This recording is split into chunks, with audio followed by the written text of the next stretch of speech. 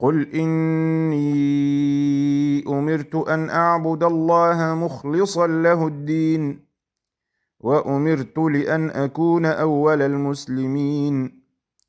قل إني أخاف إن عصيت ربي عذاب يوم عظيم.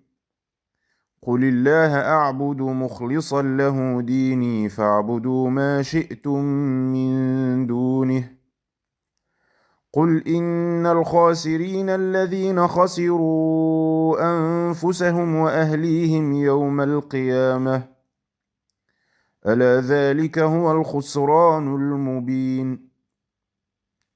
لهم من فوقهم ظلل من النار ومن تحتهم ظلل ذلك يخوف الله به عباده يا عباد فاتقون.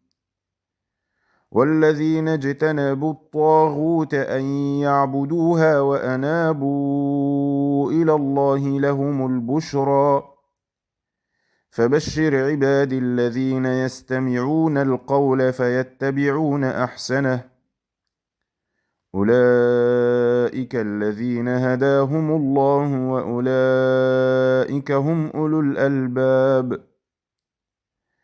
أفمن حق عليه كلمة العذاب أفأنت تنقذ من في النار.